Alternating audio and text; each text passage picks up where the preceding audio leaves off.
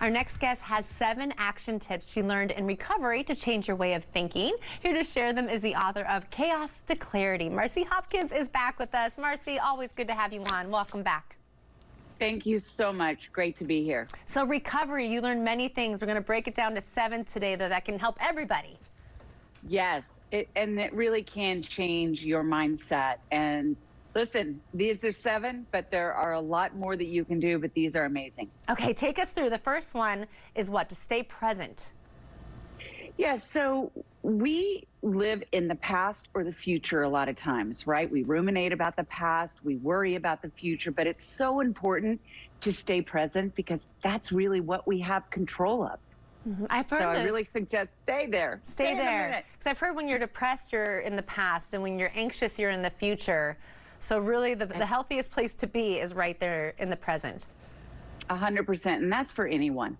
For anyone. And this next one is such a simple thing. We talk about gratitude all the time, but why do we need to keep on talking about it? Why is it so hard for people, and how can you get out of that mindset to not think about it? Because a lot of times we feel sorry for ourselves, and I realize that life happens. It can be so very hard, but it really helps you to shift from that negative mindset to the positive mindset when you are in a place of gratitude. So every morning, I just recommend, just think of 3 things that you are grateful for in that day. And sometimes it's just your breath. Sometimes it's, I woke up. But it really does help you to shift your mindset. First thing that you do when you wake up, just think of them? Yeah. And just say thank you for the day. Forgiveness is your next tip. And that's a big one. Forgiveness in what? Yourself and others? Well, both. Absolutely. Because I had a lot of trauma in my past, and it's very difficult to forgive someone that has harmed you, but you're not forgiving them and saying what you did was okay. What you are doing is taking your power back. So when someone hurts you, that is not okay, but you don't need to stay in that place of anger and sadness. And when you forgive, it takes you out of that. I didn't realize that a part of recovery is to give back, that a step is to give back. Absolutely. I mean, from the moment you go into the rooms, for me, the 12-step program, it's about getting outside of yourself and giving back in some way. So maybe it's just making coffee, but that can be in anything. Just think about it. If we're feeling depressed or down or sorry for ourselves, if we step out of that and we go and we help someone else, we see maybe someone else is going through a lot more of a difficult time, or it just makes us feel good about ourselves, or get involved in the community, connect with people. It's really a great thing for anyone. Do you call this next tip faith, or just in general, just believing in something bigger? I think faith comes from believing in something bigger, that faith that everything's going to work out, that you do not have to depend on just yourself. A lot of times in recovery, we think we've got it all, right? And so we need to turn it over to a higher power and realize someone else needs to drive this ship. You know, we're not doing such a great job.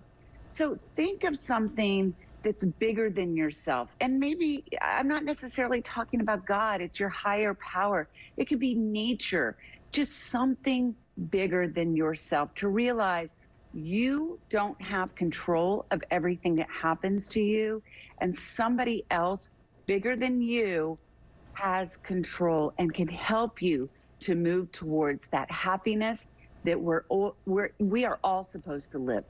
Your next one is to meditate. When did you find meditation, and how did it help you? I started meditating almost immediately. When I started recovery, I was tired. I had to really, because you're healing from the inside out. So meditation really helped me. And there are so many meditations on YouTube, whatever you are going through, depression, anxiety, you can't sleep, you want to connect to a higher power, connect to your angels, whatever it is. And there's 5 minutes, there's 8 hours. So whatever works for you, there's breathing exercises or beta beats, whatever it is. And it helps to bring your brain waves down and really helps you to focus, listen to your inner voice and your guidance. And it's good to actually have that guide as well, because a lot of people, when you talk meditation, it's like, where do I go? But as you said, there's many resources. Yeah, absolutely. There's so many, and there's so many apps out there too. You know, Calm's a great one. There's a lot of them out there. And again, YouTube is a source that's available to all of us. Okay, just 1 minute. I can't believe we made it to the 7th. Okay. This is so good. Okay. Your 7th tip is to celebrate those small wins. Right. We don't have to just wait for the really big things to happen in our life. The little small things that happen every single day, these are things that we need to celebrate. This is our journey. These are the things that we are doing, the small little wins to get to the big ones. What was so your be first? Sure to do that. Yeah. What were your first small little wins that you gave yourself to celebrate? Well, first of all, that I didn't drink that day. I mean, that's a really big one.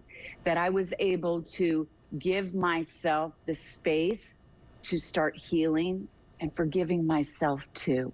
So just remember all those little things. I made dinner, whatever it is, those are little wins. And remember to celebrate those. Love the little wins.